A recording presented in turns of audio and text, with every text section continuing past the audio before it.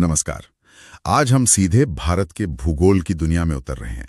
समझेंगे कि दुनिया के नक्शे पर भारत कहाँ है, कितना विशाल है और इसकी सीमाएं कहाँ तक फैली हुई हैं। बिल्कुल। और ये देखना भी बड़ा दिलचस्प है कि किसी देश की जो भौगोलिक स्थिति होती है वो कैसे उसके चरित्र को, उसके इतिहास को, यहाँ तक के भविष्य को भी एक आकार देती है।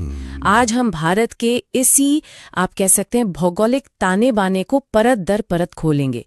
अक्षांश, देशांतर से लेकर समुद्री अधिकारों तक सब कुछ। हाँ, तो फिर शुरू करते हैं एकदम बुनियादी सवाल से। जी, ये भूगोल या ज्योग्राफी आखिर है क्या चीज? देखिए, बहुत सरल शब्दों में कहूँ तो भूगोल सिर्फ नक्शे या जगहों के नाम रटना नहीं है। ये एक विज्ञान है। ये समझता है कि हमारी पृथ्वी की सतह कैसी है, पहाड़ कैसे बने, नदियां कहाँ हैं, मैदान, ये सब। और इससे भी ज्यादा जरूरी ये देखता है कि हम इंसान और दूसरे जीव जंतु इन जगहों पर कैसे रहते हैं, कैसे उनसे जुड़ते हैं। अच्छा, यानी सिर्फ क्या और कहाँ नहीं, बल्कि क्यों और कैसे भी। जी, जैसे मान लीजिए जलवायु क्यों बदल रही है, या कोई शहर किसी खास नदी के किनारे ही क्यों बसा। एकदम सही कहा आपने। भूगोल पृथ्वी की सतह, उस पर रहने वाले समुदाय और पर्यावरण, इनके बीच के जो जटिल रिश्ते हैं ना, उनका अध्ययन है। ये कोशिश है समझने की कि चीजें जहाँ हैं वहाँ क्यों है और समय के साथ कैसे बदल रही हैं। और एक मजेदार बात यह है कि जियोग्राफी शब्द खुद ग्रीक भाषा से आया है। जियो मतलब पृथ्वी और ग्राफिया मतलब वर्णन करना। तो हुआ पृथ्वी का वर्णन, शाब्दिक अर्थ तो यही हुआ। बिल्कुल। और इराटोस्थनीज को इसका जनक मानते हैं, है ना? जी हाँ। खैर, ये तो हुई भूगोल की बात। अब आते हैं हमारे मुख्य विषय पर, भारत। दुनिया के इतने बड़े नक्शे पर भारत है कहाँ? अगर हम पूरी पृथ्वी को एक ग्लोब की तरह देखें तो एक रेखा है, भूमध्य रेखा, इक्वेटर, जो इसे दो हिस्सों में बांटती है, उत्तरी गोलार्ध और दक्षिणी गोलार्ध। भारत पूरी तरह से, मतलब कंप्लीटली, उत्तरी गोलार्ध में स्थित है, भूमध्य रेखा के उत्तर में। ठीक है। और अगर हम इसे पूर्व पश्चिम के हिसाब से देखें? हाँ, उसके लिए वो देशांतर रेखाएं होती हैं। सही। हाँ बिल्कुल। एक मुख्य देशांतर रेखा है 0 डिग्री पर, ग्रीनविच रेखा, जो लंदन से गुजरती है। वो दुनिया को पूर्वी और पश्चिमी देशांतर में बांटती है और भारत पूरी तरह से पूर्वी देशांतर में पड़ता है। अच्छा। तो संक्षेप में कहें तो विश्व मानचित्र पर भारत की लोकेशन है उत्तरी गोलार्ध और पूर्वी देशांतर। ठीक है। और महाद्वीप के स्तर पर हम एशिया में हैं, ये तो हम सब जानते हैं। हाँ बिल्कुल। भारत एशिया महाद्वीप के दक्षिणी हिस्से में स्थित एक बहुत बड़ा देश है। इसे अक्सर भारतीय उपमहाद्वीप का, क्या कहते हैं, हृदय भी कहा जाता है। भारतीय उपमहाद्वीप, इसमें और कौन से देश आते हैं? इसमें भारत के अलावा हमारे पड़ोसी देश हैं, पाकिस्तान, नेपाल, भूटान, बांग्लादेश, और दक्षिण में समुद्र पार श्रीलंका और मालदीव भी इसी उपमहाद्वीप का हिस्सा माने जाते हैं। ये पूरा इलाका, आप सोचिए, उत्तर में हिमालय की ऊंची बर्फीली चोटियों से लेकर दक्षिण में हिंद महासागर के गर्म पानी तक फैला हुआ है। वाकई बहुत विशाल और विविध क्षेत्र है। अब अगर हम सिर्फ भारत के आकार की बात करें, मतलब एरिया कितना है इसका? भारत का कुल क्षेत्रफल, मतलब टोटल एरिया, लगभग 32,87,263 वर्ग किलोमीटर है। 32,87,263 वर्ग किलोमीटर। जी, इसको अगर दुनिया के संदर्भ में देखें तो ये दुनिया की कुल जमीन का करीब 2.4% हिस्सा है। 2.4%। सुनने में शायद बहुत ज्यादा ना लगे, लेकिन अगर दुनिया के देशों से तुलना करें तो हम कहाँ खड़े होते हैं? एरिया के हिसाब से भारत दुनिया का 7वां सबसे बड़ा देश है। 7वां? हमसे बड़े कौन से हैं फिर? हाँ, 7वां। हमसे बड़े सिर्फ 6 देश हैं। सबसे बड़ा रूस, फिर कनाडा, अमेरिका, चीन, ब्राजील और ऑस्ट्रेलिया। इनके बाद भारत का नंबर आता है। तो मतलब आकार में हम काफी महत्वपूर्ण स्थान रखते हैं। बिल्कुल। और इस जमीन पर रहने वाले लोगों की संख्या, जनसंख्या, पॉपुलेशन की बात करें तो यहाँ तो आंकड़े शायद बदलते रहते हैं। हाँ, ये एक ऐसा पहलू है जो बहुत गतिशील है, डायनामिक है। देखिए, जो हमारी पिछली आधिकारिक जनगणना हुई थी 2011 में, उसके हिसाब से हम चीन के बाद दुनिया के दूसरे सबसे ज्यादा आबादी वाला देश थे और दुनिया की करीब 17.5% आबादी भारत में रहती थी। लेकिन मैंने भी सुना है, हाल में कुछ रिपोर्ट्स आई थी कि हमने शायद चीन को पीछे छोड़ दिया है। बिल्कुल सही सुना है। अप्रैल 2023 में संयुक्त राष्ट्र जनसंख्या कोष UNFPA की एक रिपोर्ट आई थी जिसने ये अनुमान लगाया कि भारत की जनसंख्या चीन से ज्यादा हो गई है और इसके साथ ही भारत अब दुनिया का सबसे ज्यादा आबादी वाला देश बन गया है। अच्छा, तो हम अब नंबर 1 पर हैं। देखिए, ये संयुक्त राष्ट्र का अनुमान है। इसकी अंतिम पुष्टि तो हमारी अगली जनगणना के जो आधिकारिक आंकड़े आएंगे उन्हीं से होगी, लेकिन हाँ, वैश्विक अनुमान अब यही इशारा कर रहे हैं। क्षेत्रफल में 7वें और जनसंख्या में शायद पहले स्थान पर। यह भारत के आकार और महत्व को वाकई दर्शाता है। अच्छा, इसके लंबाई चौड़ाई का क्या हिसाब है? मतलब उत्तर से दक्षिण और पूर्व से पश्चिम, ये कितना फैला हुआ है? अगर हम भारत के नक्शे को देखें तो सबसे उत्तर में कश्मीर से लेकर दक्षिण में कन्याकुमारी तक इसकी जो अधिकतम लंबाई है वो करीब 3214 किलोमीटर है। 3214 किलोमीटर, ठीक है। और अगर पश्चिम में गुजरात के छोर से लेकर पूर्व में अरुणाचल प्रदेश के छोर तक देखें तो इसकी चौड़ाई लगभग 2933 किलोमीटर है। करीब 3000 किलोमीटर चौड़ा। ये दूरियां ही बताती हैं कि देश कितना विशाल है। बिल्कुल। अब थोड़ा और सटीक होते हैं, अक्षांश और देशांतर की बात करते हैं। आपने बताया कि ये काल्पनिक रेखाएं किसी जगह की सटीक लोकेशन बताती हैं। तो भारत का विस्तार किन अक्षांशों और देशांतरों के बीच है? जैसा हमने पहले बात की थी, अक्षांश यानी लैटिट्यूड वो रेखाएं हैं जो भूमध्य रेखा के समानांतर यानी पैरेलल खींची गई हैं, लेटी हुई रेखाएं। और देशांतर यानी लॉन्गिट्यूड वो खड़ी रेखाएं हैं जो उत्तरी ध्रुव को दक्षिणी ध्रुव से मिलाती हैं। भारत की जो मुख्य भूमि है, मतलब मेनलैंड, उसका फैलाव दक्षिण में 8 डिग्री 4 मिनट 8 डिग्री 4 मिनट उत्तरी अक्षांश से शुरू होता है। 8 डिग्री 4 मिनट उत्तर। हाँ, और उत्तर में ये 37 डिग्री 6 मिनट 37 डिग्री 6 मिनट उत्तरी अक्षांश तक जाता है। यहाँ ध्यान देने वाली बात है कि दोनों ही उत्तरी अक्षांश हैं, क्योंकि भारत पूरी तरह भूमध्य रेखा के उत्तर में है। एकदम सही पकड़ा आपने, दोनों उत्तरी अक्षांश। इसी तरह अगर हम देशांतरीय विस्तार यानी लॉन्गिट्यूडनल एक्सटेंट की बात करें तो ये पश्चिम में 68 डिग्री 7 मिनट 68 डिग्री 7 मिनट पूर्व जी, और पूर्व में ये 97 डिग्री 25 मिनट 97 डिग्री 25 मिनट पूर्वी देशांतर तक फैला हुआ है। और यहाँ भी दोनों पूर्वी देशांतर हैं, क्योंकि हम ग्रीनविच रेखा के पूर्व में हैं। बिल्कुल। तो 8 डिग्री 4 मिनट उत्तर से 37 डिग्री 6 मिनट उत्तर और 68 डिग्री 7 मिनट पूर्व से 97 डिग्री 25 मिनट पूर्व, ये आंकड़े भारत की भौगोलिक स्थिति को बिल्कुल सटीक रूप से परिभाषित करते हैं। अब चलते हैं भारत के बिल्कुल किनारों पर। इसके सबसे दूर वाले बिंदु, एक्सट्रीम पॉइंट्स कौन से हैं? सबसे उत्तर में क्या है? भारत का जो सबसे उत्तरी बिंदु है उसे इंदिरा कौल कहते हैं। इंदिरा कौल, ये कहाँ है? ये अब केंद्र शासित प्रदेश लद्दाख में है। काराकोरम पर्वत श्रृंखला में सियाचिन ग्लेशियर के पास का इलाका है ये। अच्छा, लद्दाख में।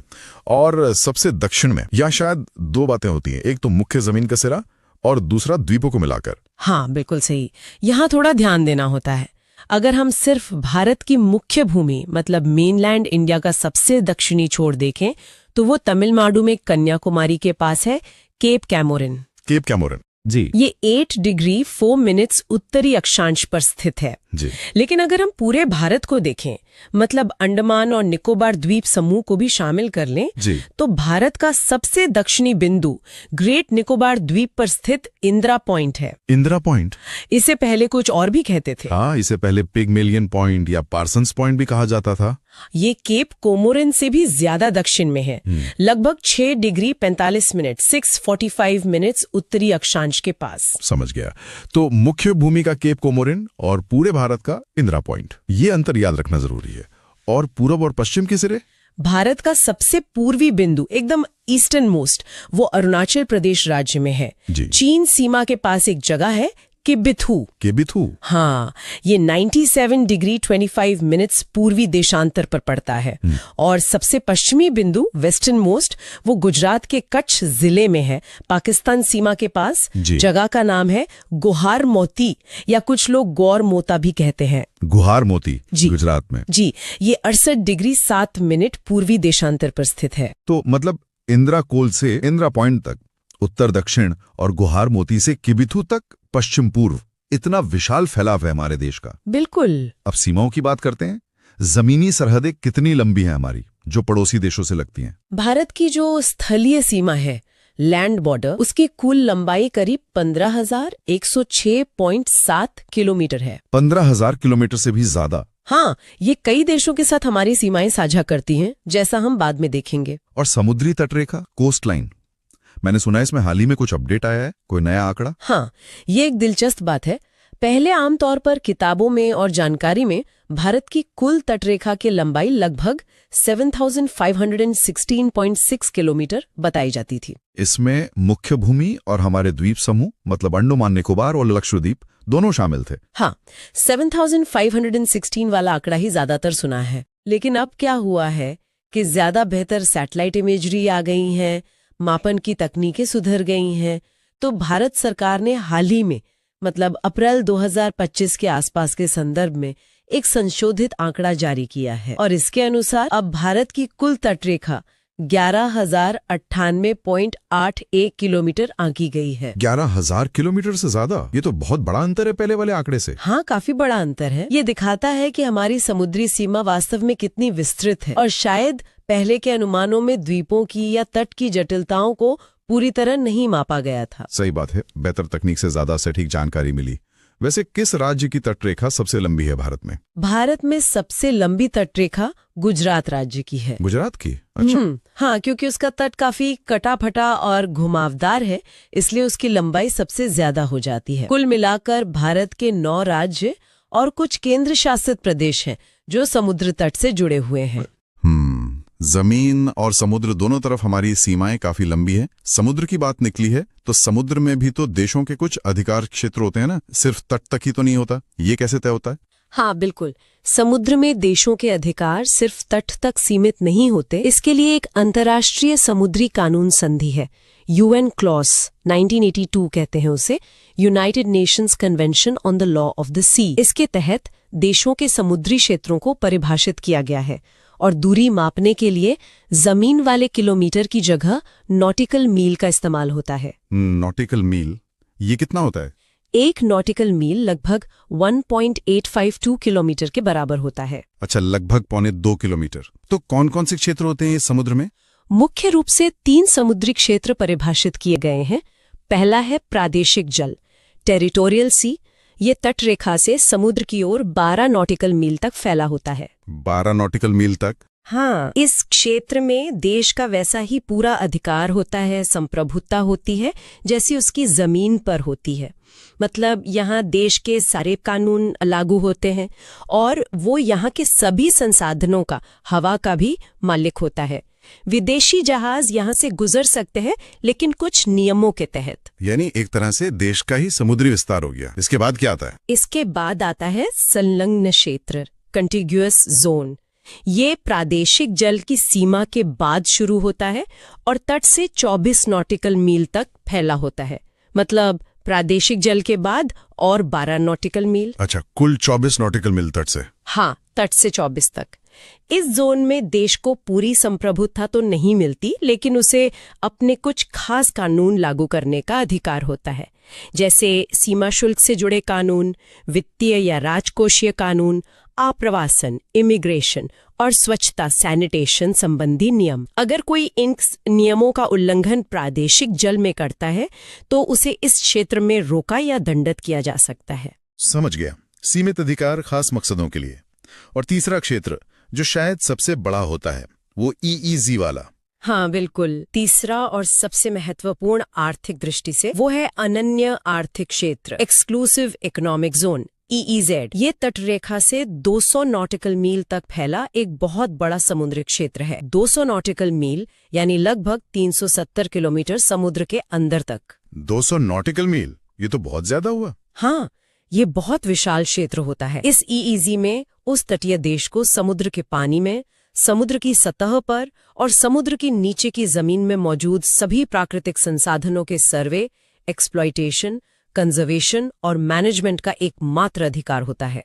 मतलब क्या क्या शामिल है इसमें? मतलब यहाँ की मछली पकड़ने का अधिकार, समुद्र तल में मिलने वाले खनिज तेल और गैस निकालने का अधिकार और दूसरे खनिज जैसे पॉलीमेटालिक नोड्यूल वगैरह की खोज और उनको निकालने का अधिकार सब उसी देश का होता है। वो यहाँ कृत्रिम द्वीप बना सकता है, समुद्री वैज्ञानिक अनुसंधान कर सकता है, पर्यावरण की रक्षा कर सकता है। लेकिन क्या यहाँ दूसरे देशों के जहाज नहीं आ सकते? नहीं, ऐसा नहीं है। EEZ में दूसरे देशों को जहाज चलाने, नेविगेशन और उसके ऊपर से हवाई जहाज उड़ाने, ओवरफ्लाइट की स्वतंत्रता होती है और वो समुद्र के नीचे केबल या पाइपलाइन भी बिछा सकते हैं कुछ शर्तों के साथ, लेकिन आर्थिक संसाधनों पर सिर्फ तटीय देश का हक होता है।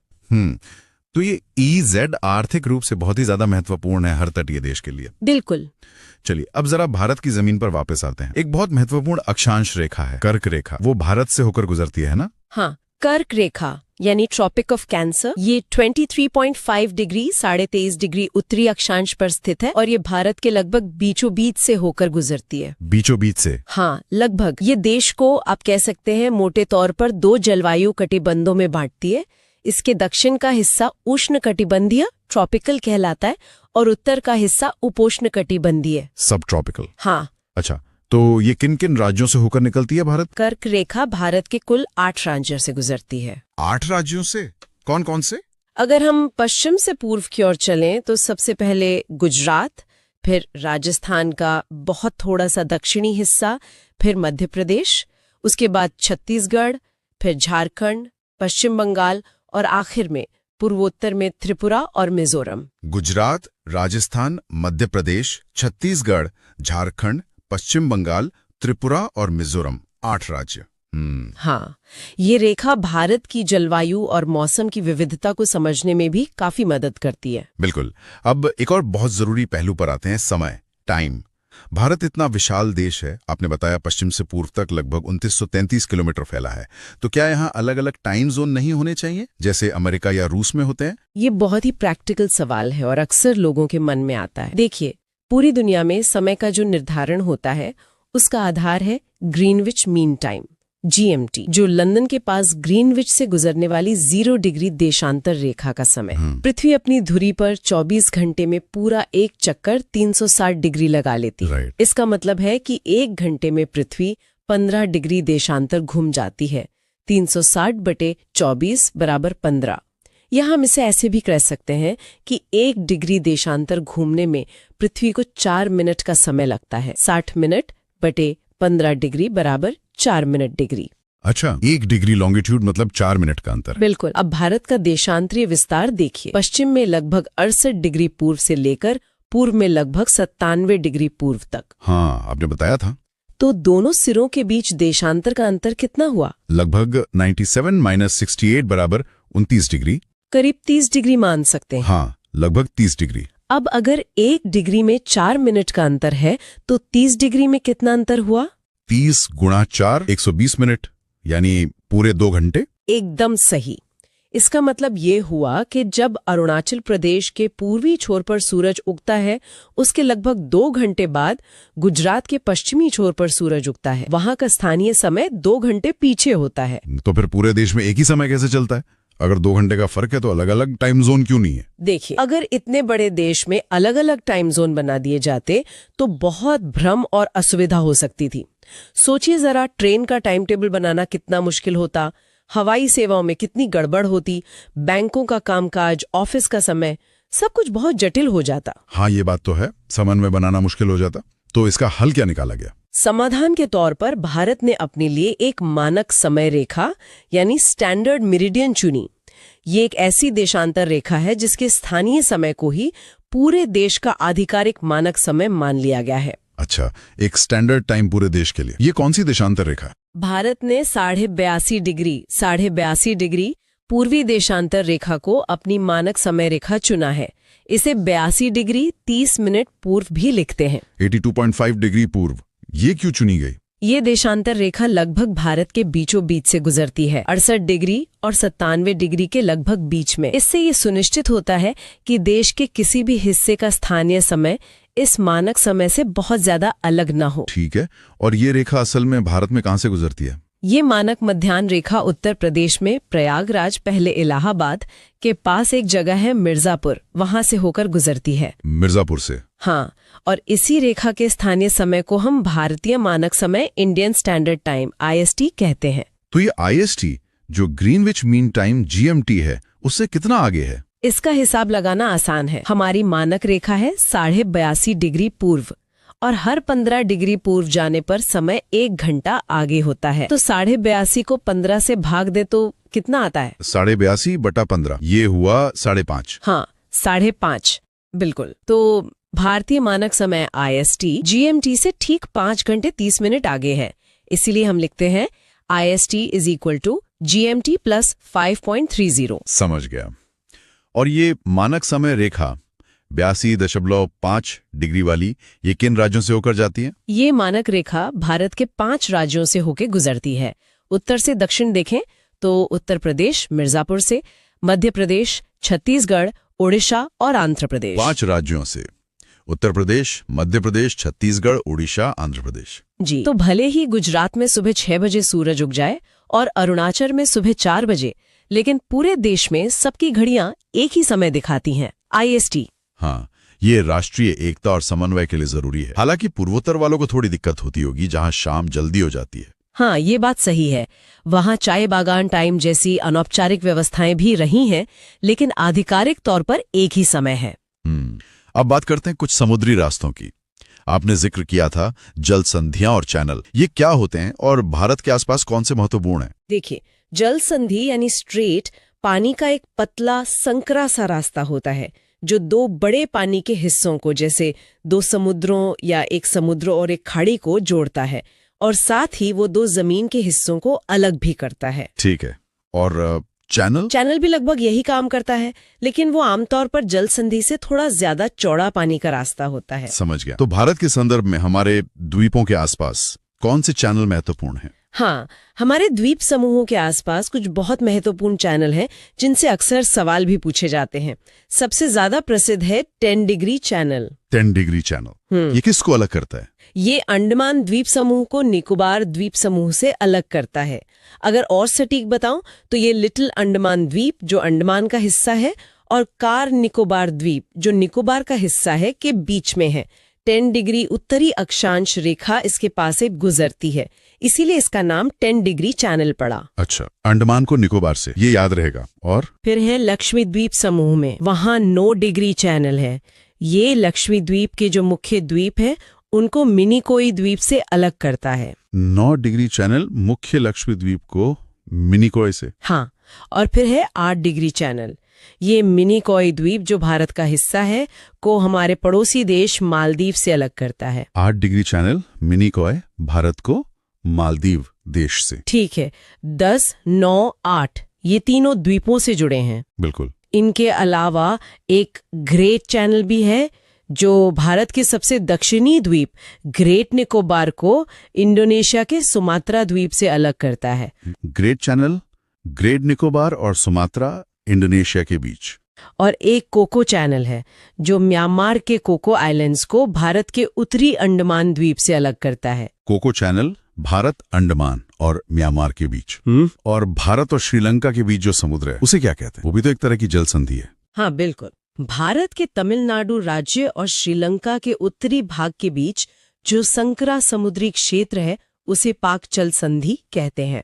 पाक जल संधि। जी, ये उत्तर पूर्व में बंगाल की खाड़ी को दक्षिण पश्चिम में पाक खाड़ी और मन्नार की खाड़ी से जोड़ती है। यहीं पर वो चूना पत्थर की श्रृंखला भी है जिसे राम सेतु या एडम्स ब्रिज कहते हैं। अच्छा, पाक जल संधि, ये नाम याद रखने वाला है। ये सारे जलमार्ग तो सामरिक और व्यापारिक दृष्टि से भी बहुत महत्वपूर्ण होंगे। निश्चित रूप से।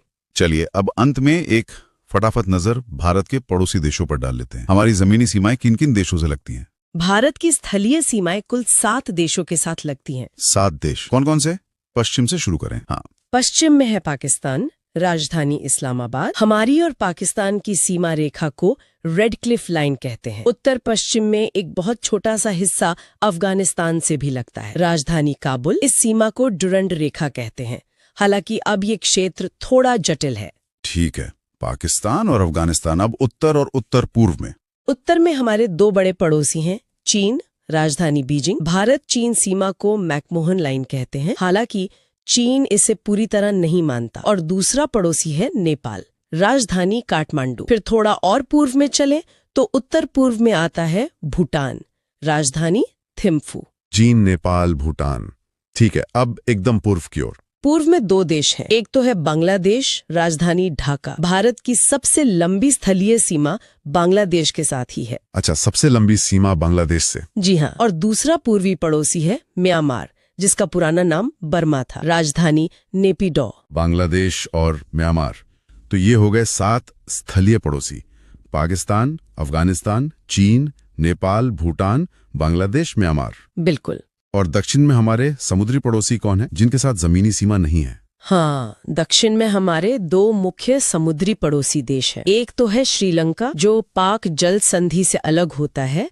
राजधानी श्री जयवर्धनेपुरा कोट्टे और कोलंबो भी एक प्रमुख शहर है। और दूसरा है मालदीव, जो लक्षद्वीप के दक्षिण में हिंद महासागर में स्थित द्वीपों का देश है। राजधानी माले। श्रीलंका और मालदीव। तो कुल मिलाकर भारत की भौगोलिक स्थिति न केवल इतनी विशाल है बल्कि रणनीतिक रूप से भी बहुत महत्वपूर्ण है। इतने सारे स्थलीय और जलीय पड़ोसी हमारे। निश्चित रूप से। आप देखिए, भारत का आकार, हिंद महासागर में इसकी जो केंद्रीय स्थिति है, उत्तर में हिमालय जैसा एक विशाल प्राकृतिक अवरोध और इतनी लंबी तट रेखा, ये सब मिलकर इसे एक बहुत ही अनूठी भौगोलिक पहचान देते हैं। और आज की इस चर्चा को समाप्त करते हुए हमेशा की तरह श्रोताओं के लिए एक सरल सा सवाल छोड़ जाते हैं। आज की चर्चा के आधार पर बताइए, भारत का सबसे उत्तरी बिंदु कौन सा है? सोचिएगा जरूर। नमस्कार। नमस्कार।